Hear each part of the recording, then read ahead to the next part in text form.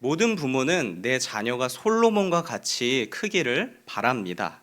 지혜롭기는 둘째가라면 서럽고 사람들의 인정을 받아서 아주 멀리에서부터 내 아들 보려고 사람들이 구름대처럼 찾아오면 좋겠다. 이런 상상을 하게 되지요. 또 솔로몬은 갈수록 재물이 흘러 넘쳤습니다. 단순히 그냥 밥 먹고 살 걱정이 아니라 얼마나 흘러 넘쳤던지 솔로몬 한 사람 때문에 국가에 전무후무한 그런 부가 넘치게 되었습니다. 내 자녀 덕분에 다른 사람들도 덕을 이렇게 많이 봤으면 좋겠다. 그런 상상도 해봅니다. 전성기 시대의 솔로몬, 영광의 면류관을 쓴 그런 솔로몬 말입니다. 그래서 자녀 교육에 많은 노력을 우리는 드립니다. 지금도 한국에는 맹모 삼천지교라는 유구한 전통을 따라서 부모님들이 좋은 환경을 만들어주기 위해 교육열을 올리고 있습니다. 그래서 저는 의문이 들었습니다. 야, 솔로몬은 이렇게 잘 자란 아들인데 정작 그 솔로몬을 키운 아버지 다윗은 어떤 사람이었을까? 어떻게 자녀를 키웠더니 이렇게 솔로몬이 잘 커서 훌륭한 사람이 되었을까 하고 말입니다. 그래서 성경을 좀 찾아봤더니 놀랍게도 대부분의 사람들은 다윗이 자녀 교육에 실패한 아버지다라고 평가를 내립니다. 다윗은 하나님의 마음에 합한 자로서 모든 신자들의 참 모범이 되었고 또 뛰어난 능력으로 이스라엘 국가의 전성기를 가져오고 당시에 신하들과 백성들도 웬만하면 다 다윗 좋아했습니다. 참 존경하고 잘 따랐던 그런 성군이지만 정작 아버지로서는 실패했다는 것입니다. 다윗이 좋은 아버지가 아니라라는 주장의 근거는 많은 사람들이 얘기하지만 제가 볼 때는 결국 두 가지 때문입니다. 먼저는 솔로몬의 출생 배경 때문입니다. 때는 바야흐로 이스라엘 군사들이 전쟁을 치르고 전선에서 사람이 죽어나갈 때 다윗은 궁의 옥상에 앉아서 산책을 하고 있었습니다. 그러다가 한 아리따운 여인이 눈에 들어오게 되고 그 여인 밧세바와 사랑에 빠지게 됩니다. 그래서 다윗은 그 여자의 남편이었던 우리아를 자신의 병사구나 확인하게 되고 그 병사를 일부러 더 사지로 몰아붙입니다. 그래서 전쟁터에서 죽게 만들고 강제로 밧세바를 과부로 만든 다음에 자신의 아내로 맞이하게 됩니다. 이것이 하나님 보시기에 매우 악한 일이었고 책망을 하시게 됩니다. 그래서 둘 사이에서 태어난 첫째 아이는 죽게 됩니다.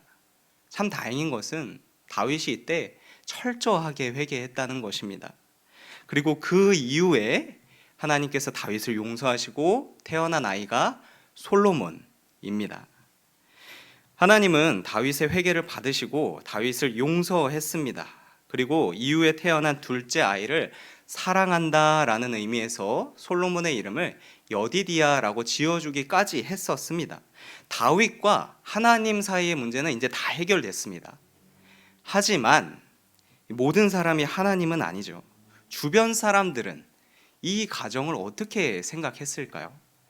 커가는 솔로몬을 보면서 역시 명문가의 자제는 달라 그런 생각을 했을까요? 다윗이 왕이니까 함부로 입을 놀리지 못했을 뿐이지 속으로는 이렇게 생각했었을 겁니다. 와, 저렇게 저렇게 결혼해도 되나? 아니, 저런 식으로 하면 안 될 것 같은데 이렇게 험한 생각들이 드러났던 것이죠. 솔로몬도 바보가 아니죠. 자기가 크고 사춘기를 겪고 주변의 이상한 분위기를 눈치채면서 우리 가족엔 이렇게 이상한 창피한 과거가 있구나 눈치챘을 겁니다. 이런 의미에서 다윗은 좋은 아버지가 아니었습니다. 그리고 두 번째, 다윗이 좋은 아버지가 아니란 이유는 자녀를 훈계함에 대해서 굉장히 회피적인 성향이 있었다는 것입니다. 다윗은 자녀가 많았는데요. 그 중에 압살롬이라는 아들이 암논이라는 죄송합니다. 암논이라는 형을 죽이는 사건이 벌어집니다. 다 큰 성인이 너 죽고 나 죽자라는 식으로 칼부림을 내서 진짜로 죽입니다. 이때 좋은 아버지라면, 성경을 잘 모르는 사람이더라도 좋은 아버지라면 어떤 식으로 대처하길 바라겠습니까?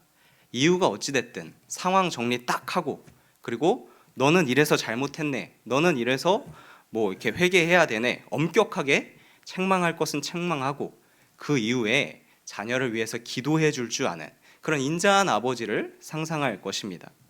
그런데 성경을 보면 다윗은 그러지 않았습니다.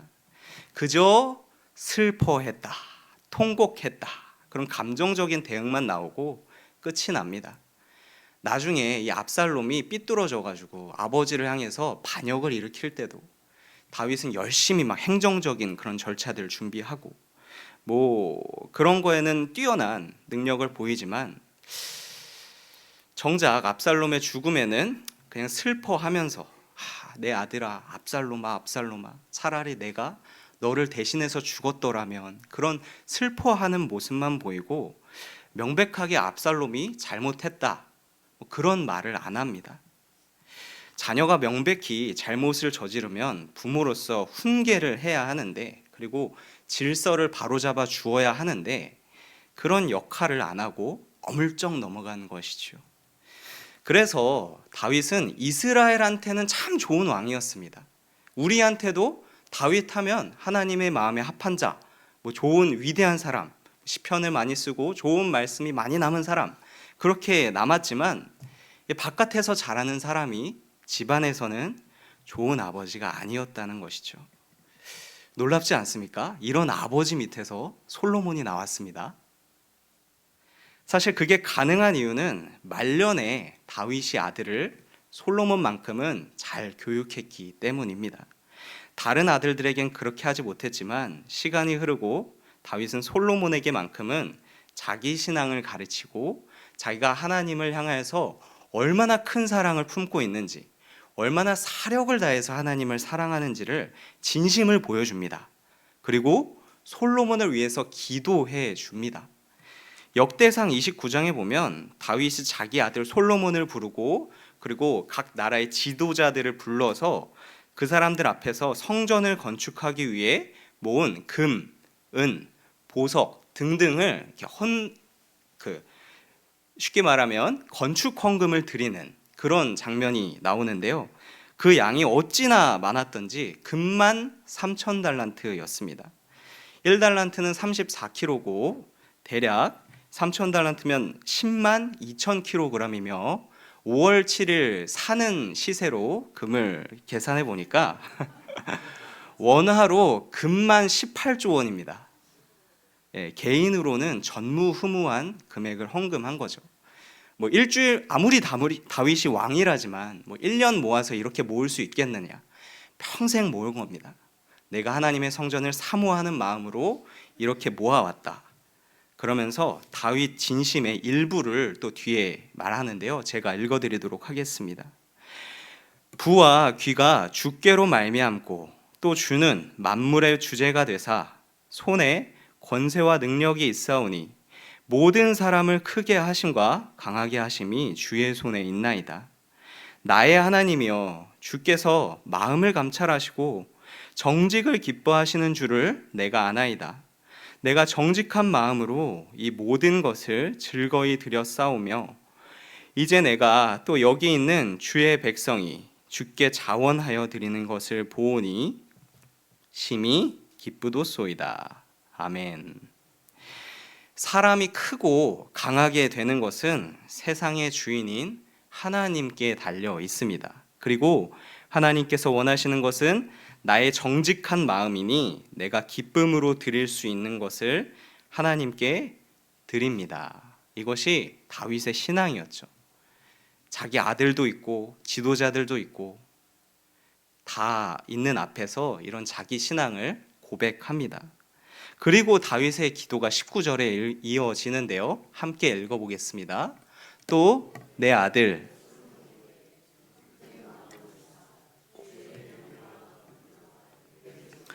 이 모든 일을 행하게 하시고 내가 위하여 준비한 것으로 성전을 건축하게 하옵소서 하였더라. 자신의 하나님을 향한 정직한 마음이 내 아들에게는 하나님을 향한 정성된 마음으로 계승되기를 기도하는 겁니다. 부모님의 마음이 그렇죠. 자기는 그 정직한 마음을 늘 온전하게 갖지 못해서 실수도 좀 있었고, 아버지로서 좀 안 좋은 모습도 좀 보이고 했지만, 내 아들 솔로몬아, 너는 주의 계명과 권명과 율례를 지켜서 일을 하고 사람들을 이끌어가기를 바란다라는 그런 부모님의 마음으로 아들 솔로몬에게 기도해 주는 겁니다. 29장 1절에 보면 다윗이 그냥 직접적으로 얘기했었습니다. 다윗이 보기엔 솔로몬이 아직 어리고 미숙하다고 말입니다. 그래서 너의 앞날이 걱정되니 그동안 내가 싹 모아놨던 어마어마한 비자금을 너에게 물려주마 하지 않고 주의 계명과 권명과 율례를 지켜서 너가 일을 해나가길 원한다라고 기도해주고, 그리고 아빠는 이렇게 주님을 섬기는 일에 최선을 다한단다 보여주고 다윗은 사라집니다. 역대상 29장이 다윗의 마지막 장면입니다. 이 기도를 끝으로 솔로몬이 새로운 왕이 되고 다윗은 더 이상 등장하지 않습니다. 주변을 보면 직장에서는 참 탁월하고 주변 사람들에게 저 사람은 어떠십니까? 물어보면 인품이 너무너무 훌륭하신 분이다. 칭찬이 일색하고 주변에 감동을 남기시는 그런 분들이 있습니다. 다윗과 같이 진짜 빼어나신 분들이 있습니다. 그러나 그런 분들도 간혹 자녀 이야기만 꺼내면 갑자기 자신감을 잃습니다. 왜냐하면 내가 생각해봐도 나는 좋은 아버지가 아니라는 것 같은 그런 느낌이 확 나를 누르기 때문입니다. 가족들이 먹고 사는 문제에 있어서는 내가 최선을 다해서 섭섭하지 않게 해결해 왔지만 그게 좋은 아버지의 전부가 아니다라는 생각이 가슴 한켠에 다 있기 마련입니다. 이런 아버지들에게 대해서 성경이 내리는 처방은 아직 어리고 미숙해 보이는 자녀들에게 부모의 신앙을 보여주라는 것입니다. 하나님을 향한 내 진심을 펼칠 수 있을 때 그때 자녀들하고 함께 가십시오. 함께 가서 아빠는 평생 이런 일에 사력을 다한단다. 이런 일에 잔뼈가 굵었고 앞으로도 하나님을 섬기는 일에 아끼지 않을 거란다. 그렇게 자녀들에게 보여주셔야 합니다. 그리고 자녀를 위해서 기도해야 합니다. 내 아들에게, 내 딸에게 하나님을 향한 정성된 마음을 주시옵소서. 주의 말씀을 지켜 행하게 하소서. 이렇게 기도해야 합니다. 그럼 이런 신앙은 세대를 타고 계승이 됩니다. 우리 다윗의 이런 믿음이 잘 계승됐나 한번 보도록 하겠습니다. 시간이 지나서 어느 날은 하나님께서 솔로몬에게 찾아옵니다. 그래서 너가 무엇을 받고 싶은지 나에게 구하라 라고 하시죠. 순간 알라딘의 램프가 생각나면서 뭐든 하나님께 구하면 되나 싶겠지만 이런 교육을 마지막에 받은 솔로몬은 이렇게 이야기합니다. 나는 작은 아이입니다 하나님 고백하고 듣는 마음을 달라고 합니다. 왜 듣는 마음을 달라고 했느냐? 왕으로서 주님의 백성들을 심판해야 되는데 재판할 때에 선악을 분별하여 잘 다스리기 위해 이 듣는 마음을 구한 것입니다. 옛날에 아버지가 했던 기도가 아들에게 잘 전승되고 이루어지고 있는 것이죠. 정성된 마음을 가지고 주의 계명과 권명과 율례를 지켜 내가 이 나라의 일을 바로잡고 정사를 다스리고 싶은 마음이 아주 잘 발현되어 있는 것입니다. 하나님은 이런 솔로몬을 보고서 다음과 같이 평가합니다. 솔로몬이 이것을 구함에 그 말씀이 주의 마음에 든지라. 내가 내 말대로 하여 내게 지혜롭고 총명한 마음을 주노니 내 앞에도 너와 같은 자가 없었거니와 내 뒤에도 너와 같은 자가 일어남이 없으리라. 하나님은 솔로몬이 무슨 마음을 구했다라고 합니까? 지혜롭고 총명한 마음을 구했다라고 합니다. 아버지 다윗은 아들이 하나님을 향한 정성된 마음을 얻기를 구했고 기도했고, 아들 솔로몬은 하나님의 말씀대로 바르게 판단하기를 원합니다를 구했고, 그랬더니 하나님께서 솔로몬에게 너는 지혜를 구했다라고 이야기해 주십니다. 그 결과가 우리가 잘 알고 있는 지혜로운 왕 솔로몬이 됩니다. 아버지의 기도가 아들 때에 잘 이루어진 것이지요. 그런 지혜로운 왕 솔로몬이 시간이 지나 자기도 아빠가 됩니다. 아버지가 되어서 자기가 볼 때 아직 미련하고 아버지들은 다 똑같나 봅니다. 자기가 볼 때 미성숙하고 자기가 볼 때 아직 한참 남은 그런 아들들을 불러놓고 훈계합니다. 그것이 바로 잠언입니다. 솔로몬도 한 명의 아버지였기 때문에 자식들한테 좋은 거 주고 싶지 않겠습니까? 자기가 지혜로운 왕이 되고 나서 생각해 보건대 가장 자녀들에게 물려주어야 할 것은 무엇인가? 1절 아들들아 아비의 훈계를 들으며 명철을 얻기에 주의하라. 3절에 보듯이 솔로몬 나도 내 아버지 다윗이 볼 때 어린 아들이었고 어머니 보시기에 유약했습니다. 내 어린 시절 그때 아버지가 나한테 이런 교훈을 주셨다라고 하면서 4절서부터 쭉쭉쭉쭉 이야기하는데요. 그 중에 어떻게 하면 살아갈 수 있는지 7절에서 이야기합니다. 지혜가 제일이다. 지혜가 제일이니 지혜를 얻으라. 내가 얻은 모든 것을 가지고 명철을 얻을지니라. 아까 지혜가 뭐라고 했었습니까? 하나님의 말씀을 지켜 행하는 것, 그리고 그 지혜를 절대 포기하지 말아라 라고 자녀들에게 교육합니다. 이 교육의 절정은 8절에 등장합니다. 우리 함께 8절 읽겠습니다. 그를 높이라. 그리하면 그가 너를 높이 들리라. 만일 그를 품으면 그가 너를 영화롭게 하리라. 아멘. 솔로몬 자기는 아버지 다윗에게 이렇게 배웠다는 겁니다. 솔로몬이 배운 다윗 자녀 교육의 핵심입니다. 지혜를 높여라. 그러면 지혜가 너를 높여줄 것이다. 하나님의 말씀대로 지켜 사는 것을 너가 간절히 사모하고 바라고 순종해라. 그러면 그 말씀이 너를 높여줄 것이다. 전 교회에서 어떤 한 남자 집사님이 고민이 있다고 가볍게 이야기한 적이 있습니다. 평소에 엄마가 이제 중학생 딸을 잘 되라고 뭐 이런저런 소리도 하고 통제하고 이렇게 잘 키우는데 가끔은 아빠인 내가 봐도 딸이 맞는 소리를 하고 엄마가 억지를 부린 것 같은 그런 시점이 있다는 겁니다. 이런 식입니다. 엄마가 시킨 거 다 하면 딸이 친구들 만나고 밖에서 나가서 놀아도 된다고 그렇게 약속을 했는데 막상 딸이 시킨 거 다 하고 저 나가서 놀게요 라고 하는 순간 엄마의 머릿속에 딱 생각난 겁니다. 아 맞다, 오늘 할머니 생신이라서 다 같이 밥 먹기로 했지. 엄마는 이따가 무조건 할머니 댁 가야 된다고, 그렇게 딸 못 나간다고 이렇게 통제하기 바쁘고 확 쏘아붙이고, 딸은 왜 약속대로 안 하냐고 엄마 말대로 다 했지 않느냐고 울고 불면서 좀 억울해하고, 아빠인 나는 딸 편을 들어야 됩니까? 엄마 편을 들어야 됩니까? 서로 내가 맞으니까 내 얘기를 들어라 라고 이야기하고 싶은데 현실이 이런 것이죠.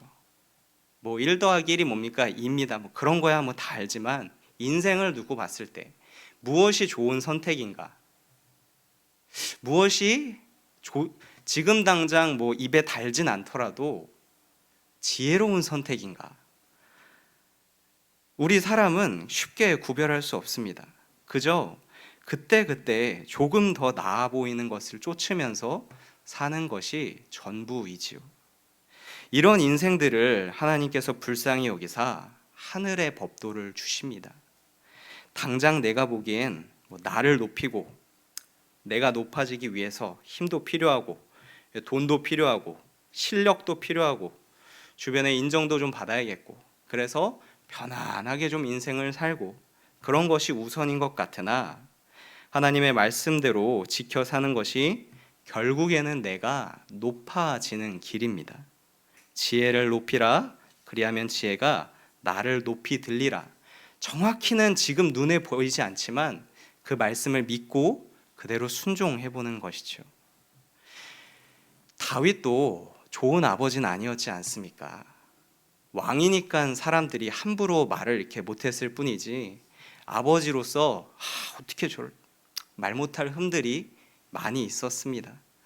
아들인 솔로몬도 크면서 다윗이 집안에선 어떤 사람이고 아버지로서는 어떤 사람이고 뭐 우리 형들한테 어떻게 대했고 볼장 안 볼장 다 보고 컸습니다. 이런 건 원래 아들이 딸이 가족들이 제일 잘합니다. 보통은 그렇게 살면 가족끼리 정이 안 붙고 날카로워집니다. 아버지는 너는 아버지한테 그게 말하는 게 뭐냐 그러기 쉽고, 아들은 난 아버지 같이 이렇게 살기 싫다고, 아버지 좋아하는 거 나는 이렇게 가까이 하지 않을 거라고, 난 교회 안 갈 거라고 뭐 그런 식으로 반항하기 매우 매우 쉽습니다. 그러나 솔로몬은 그러지 않았죠. 솔로몬이 어렸을 적에 아버지 다윗이 하나님 앞에서 자신을 주장하지 않고 겸손히 진솔하게 정직한 마음으로 따르는 것을 솔로몬은 다 봤습니다. 그랬더니 아버지가 그렇게 실수를 하고 조금 세게 얘기해서 막 말아먹고 막 그래도 그 자리에서 하나님이 다시 살려주시는 겁니다. 어쩜 그렇게 한 번도 빠지지 않고 늘 하나님이 아버지를 살려주십니다. 하나님의 형통함을 입는 아버지를 보고서 지혜로운 아들 솔로몬은 깨달음을 얻는 거죠. 나도 부모님과 같은 인생을 살아야겠구나. 결국 자녀에게 무엇을 교육해야 합니까? 자녀인 너가 부모님인 나를 높여야 하고 또 너는 너대로 세상에서 높아져야 한다. 아니면 자식아 나는 너를 응원만 한다. 너를 책망하지 않고 너 살 길은 너가 알아서 잘하고 뭐 이렇게 허허하면 집에 와서 밥 한 번 먹고 가라. 뭐 그런 태도로만 있다가는 어디선가 꼬입니다. 부모의 의도대로 자녀들이 척척 따라왔으면 좋겠는데 늘 그렇게 되지가 않습니다. 망가집니다. 어찌 보면 당연한 겁니다. 지도하는 부모가 하나님이 아니니까 모든 상황에 떳떳할 수가 없죠. 완벽하게 지도해 줄 수가 없기 때문입니다. 마치 중년의 다윗처럼 한 면에서는 좋은 왕, 바깥에서는 잘하네, 훌륭하시네 하지만 자녀들에게 그게 좋은 부모로 보이기가 쉽지가 않습니다. 그래서 우리는 자녀에게 내가 가진 힘과 지혜를 보여주려고 하지 말고 내가 이렇게 하나님의 말씀대로 사는 것을 보여주어야 합니다. 내 지혜로 막 자녀를 잘 기르려고 하면 쉽지 않은데 하나님의 지혜를 사모해라. 그럼 하나님의 지혜가 너를 높여줄 것이다. 이렇게 교육을 하면 다윗이 그렇게 좋은 아버지가 아니었음에도 솔로몬이 아들이 나도 아버지의 길을 걷겠다 하고서 따라 나서는 것이지요. 자녀들은 너가 이렇게 살아야 좋은 거다, 이건 하지 마라, 그런 좋은 말 100마디보다 부모님이 하나님 말씀대로 사는 것을 사실 더 보고 싶어 합니다. 기회가 될 때 내 신앙의 진심을 보여줄 수 있는 자리, 옛날에 내가 이런 열심을 내었었던 그런 이야기들을 많이 해주십시오. 자녀들을 데리고 가서 좀 보여주십시오. 그리고 자녀를 위해서 기도해 주십시오. 하나님을 향해서 정성스러운 마음을 갖길 원합니다. 내가 하나님을 향해서 정직한 마음을 가졌던 것처럼 내 아들도 내 딸도 정성스러운 마음을 갖게 하여 주시옵소서. 주의 말씀대로 행하게 하여 주시옵소서. 이렇게 하루 이틀 한다고 바로 열매가 보이진 않겠지만 때가 이름에 거두는 기쁨이 있을 것입니다. 참 재미있습니다. 다윗은 그렇게 좋은 아버지가 아니었지만 그렇게 그 환경에서 자란 아들 솔로몬은 아버지의 길을 걷겠다 하면서 하나님의 사랑을 입은 지혜로운 왕이 되었고, 정작 또 솔로몬은 지혜로운 왕으로 살았지만 말년에 하나님을 그렇게 잘 섬기지 못하여 마음이 자꾸만 다른 곳에 가서 그 후대에 솔로몬의 아들 중에서는 인물이 나오지 않습니다. 우리는 하나님의 지혜를 사모해라 이렇게 말로만 하지 않고 보여줄 수 있는 부모님이 되어야 하는 것이지요. 설교의 결론을 맺겠습니다. 오늘의 핵심은 요 8절 말씀입니다. 내가 지혜를 높이면 지혜가 나를 높인다라는 것입니다. 아버지 다윗이 먼저 말씀대로 정직하게 살았고 그랬더니 하나님께서 다 그때그때마다 막 살려주시는 것을 보았습니다.